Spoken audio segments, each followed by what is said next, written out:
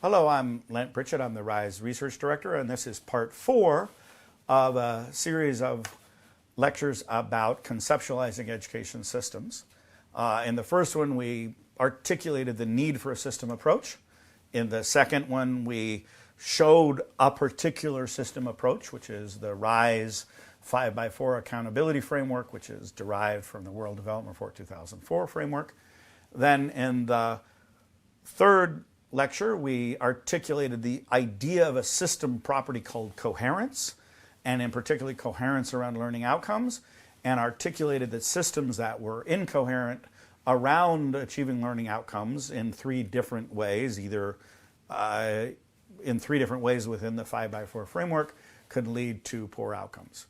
All of this, I am sure, to the viewers of these lectures, I'm sure must seem very abstract and a very long ways from there's this kid in this classroom with this teacher, what happens?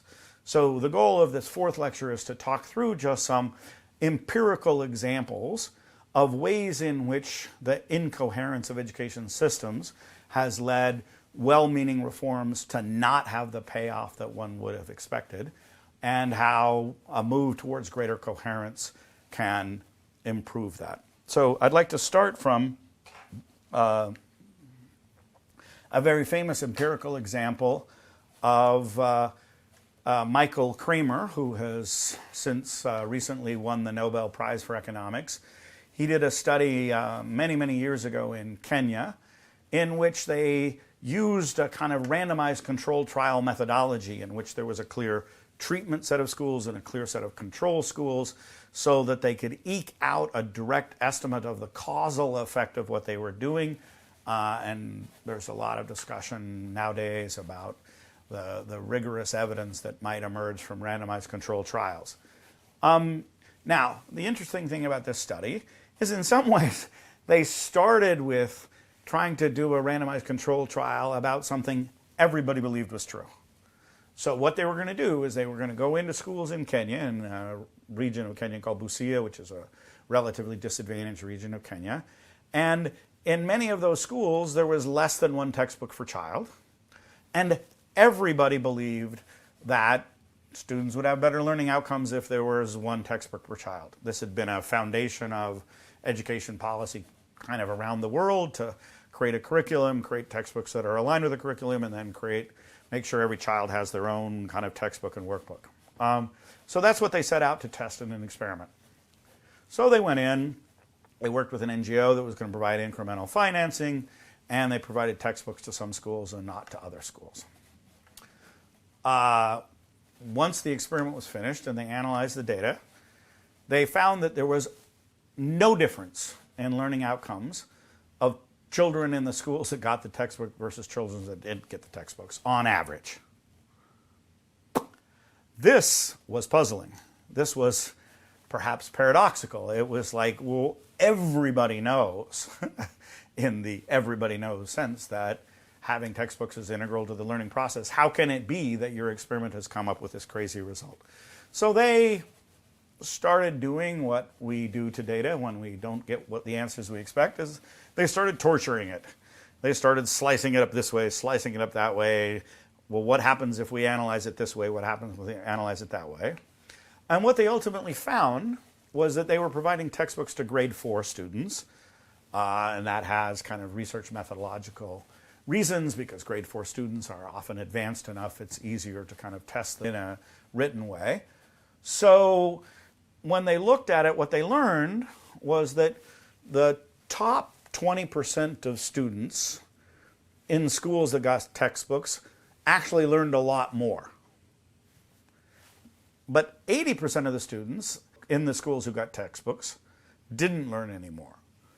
And what they ultimately came to understand is that the textbooks were just way too hard for the students. So the kind of, and this isn't accountability incoherence, but it was an incoherence between what the curriculum was saying the students should be learning and what the textbook contained and what the system was actually producing as learning outcomes, such that by the time they got to grade 4, most of the students couldn't master the material in the textbooks that were provided for them because it was just too hard. Now, as a result of that and lots of other experiences around the world, there's a movement called teaching at the right level, which is attempting to produce more coherence and alignment within the curriculum between the level of students learning and the level of instruction and textual and instructional materials that are provided. Because that kind of concrete incoherence, and by the way, that kind of concrete incoherence was perpetuated in the system because in the system, what really only mattered was the late in the system, very high stakes for the students' examinations, which are again intending to identify mainly the top performers as able to go on to higher levels of education. And there wasn't a lot of good information actually about learning outcomes of the students routinely. So again, given that the schools, to the extent that they felt accountable for learning outcomes, felt much more accountable about these high stakes for the students' exams than about universal learning, you could perpetuate a system in which students were routinely being provided with instruction and instructional materials that were just not appropriate to their actual level of learning without anybody kind of having discovered or even having discovered then being under pressure to fix this problem. So this is just a simple, clear example of a concrete example of what we mean. Second example I want to talk about is the way in which certain programmatic approaches to improving schools don't translate across contexts. So there was a set of approaches called school improvement plans that was pioneered in the UK and worked reasonably well at helping individual schools identify their own needs. So the idea of, instead of having some top-down directive as to the way in which schools would improve, they would allow schools themselves to have dialogue, do their own self-diagnosis, identify their own priorities, and act on their own priorities to improve the school. Super common sense as a way, I think, to go about improving school outcomes, on the presumption that the schools are embedded in a system where they understand their accountability to provide better and learning outcomes on a specific, well-defined metric. If I understand what my delegation is, then it's easier for me to an agent to figure out how to get towards that delegation than if I don't understand what the delegation is, or if I understand the delegation as process compliance, meaning, what the government asked me to do is to follow these rules, full stop. Kids learn, kids don't learn. That's not actually part of the description of the accountability relationship. So Madhya Pradesh, which is a large state, probably roughly the population size of the UK, decided to implement this school improvement plan approach. And, well designed. And again, it was evaluated with a randomized controlled trial so that there were kind of schools that were engaged in the treatment of doing the school improvement plan and those that weren't, in order to be able to separate out the true causal effect of this program. What they learned was that there was like zero learning difference between the schools that engaged in the school improvement plan and those that didn't. I mean, amazingly zero. It wasn't just small. I remember the first time I saw the authors present the study, their point estimate was 0.00, like zero. And it wasn't because they didn't implement. All of these schools in the control group who had participated in the school improvement plan program had in fact produced school improvement plans. And those school improvement plans were in fact quite different across schools in ways that reflected the reality of the school. So it wasn't even that they didn't go through the first steps of achieving process compliance. If the government told them to produce a school improvement plan, they produced a school improvement plan. But literally, after the production of the school improvement program, there wasn't any evidence that any behavior of anybody changed. The behavior of the inspectors from the government that were supposed to monitor the implementation of the school improvement plans didn't change. The behavior of the teachers didn't change. The behavior of the principals didn't change. And so, not surprisingly, there was no change in learning outcomes. Now, the way I see this is attempting to introduce a kind of set of education reforms that potentially in a system coherent for learning could produce better learning outcomes, could free up the schools to undertake the actions of diagnosis necessary to improve themselves. But when you took that and you embedded it in a system like the Indian system that's very incoherent, very unclear what the underlying education goals are, very unclear what the underlying learning goals, and by the way, for which the information collected is unreliable, then that same programmatic design had completely different impacts on the behavior of the agents inside the schools and on the performance of the students. So this is just a clear example where you cannot separate out the design of the program from the coherence of the system. And hence, transporting successful programs and policies from one environment to another environment without the adequate diagnosis of the system can produce really disappointing outcomes, in the sense that the school improvement plan program cost millions of dollars and took up enormous amounts of time, and yet wasn't compatible with the way the overall schooling system was constructed and perceived itself as a system, that it produced any improvement in learning outcomes at all. So the actual concrete lives of the students and what they were exposed to in terms of teaching and learning practices in the end was completely unaffected by a well-designed, well-meaning program that was meant to improve schooling practices. So that's the second example where, this is again going back to the very original example I used, just pumping platelets into my body doesn't do me any good, because the system responds and just eats them alive. And so systems that have persisted in low performance or deteriorating performance over the course of years and decades are often systems that will just eat prospective well-designed programs alive, and they won't survive the embeddedness into the system. Let me give two last examples. Next example is in Indonesia, there was a powerful movement to increase teacher wages. And there was legitimate rationale for having increased wages that had been eroded by inflation and other things. And there was an attempt to make the teacher wage a coherent approach to improving performance by demanding that in order for the additional wage increment, the teachers actually agree to higher levels of qualification and higher levels of accountability. So in its original design and conception, this embedded the idea of coherence and embedded the ideas of accountability and said, look, if we're going to give a lot more finance, we can expect a lot higher performance levels from the teachers. What happened in practice was that at the very last minute at the legislative phase, the teacher wage doubled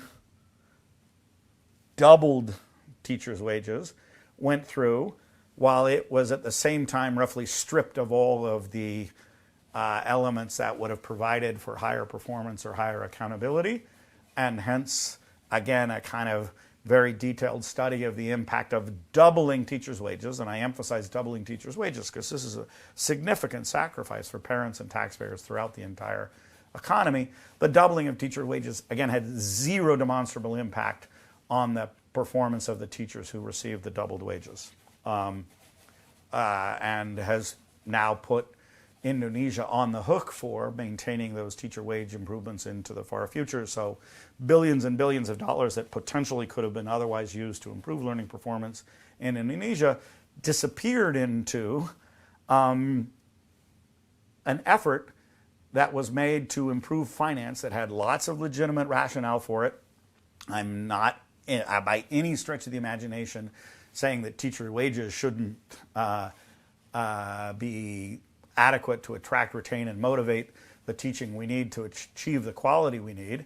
But at the same time, it illustrates incoherence by moving just on the finance front without changing anything else of significance about the overall accountability relationship. Not surprisingly, you got almost identical behavior out of the higher wage situation than out of the lower wage situation. So again, these incoherences can eat even well-meaning attempt to transfer resources to improve outcomes alive, and they don't survive implementation, essentially. So the last thing, I feel a little bad ending on such complex but at the same time such wonderful graphs, but I think these graphs are, what these are heat maps, and these demonstrate a set of 2 dimensions of instructional success. You see along the horizontal axis, it goes for the depth of understanding.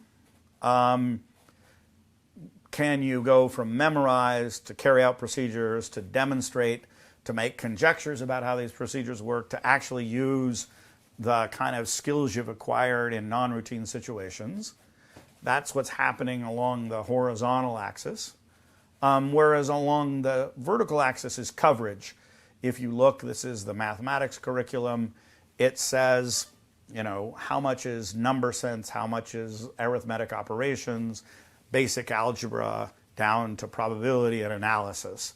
And this is grades 1 to 3, grades 5 to 7, and grades, and the higher grades in Uganda. And what we see is that this is the actual heat map to where the different colors say how much of the time is being spent. And what you see is that a lot of time is being spent on getting just very fundamentals of very fundamental topics. So even in grades 5 to 7, the blue is the kind of tip of the mountain, is telling you we're spending most time. You're still spending most of instructional time on number sense and arithmetic operations, and you're not even doing it in a way that students are being enabled or equipped to apply those to non-routine situations like their daily life. So this then is reinforced by a system that encourages the curriculum to race through topics without ever providing depth of understanding. So we have a lot of teaching effort going into expanding the coverage that they're exposed to rather than their depth of understanding.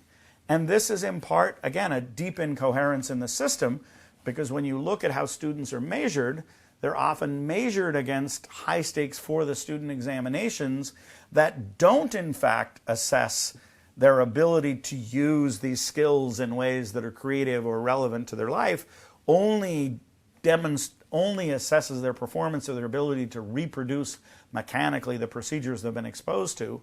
So to some extent, you're encouraging teaching that doesn't provide good foundational skills by having a system in which the curricular content and the assessment context and the actual teaching practices never cohere around an achievable set of goals for learning performance that can provide universal, basic, early, conceptual and procedural mastery of foundational skills, which is a long set of jargon we use in RISE, but which means students actually get to the complete nature of the foundations, which is they have a conceptual and procedural grasp of the material, which means they're able to apply it in non-routine situations.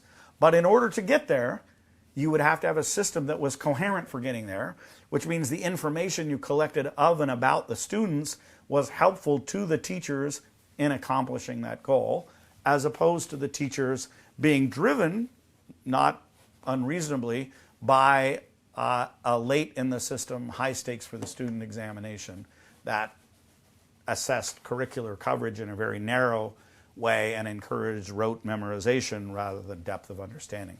So these are just 4 examples, which I hope are signal to you that we're not caught in the cloud of incoherence as a conceptual thing. We actually think a lot of the deep and fundamental problems that are leading to the very low learning outcomes that we observe around the world are in part because the teaching and learning practices that are enacted are being driven by systems that are incoherent in all of the many ways that incoherence is possible, and that a consolidation of coherence around achievable goals that were well delegated around finance that was adequate and structure to those goals, around information that was collected on meaningful progress towards those goals that was relevant and reliable for the actors that needed to use that information, and ways in which we motivate both intrinsically and intrinsically the frontline workers, the critical teachers, to engage in those activities. All of that is impossible to create piecemeal. It has to be enabled as part of an overall reform of a system. Thank you very much.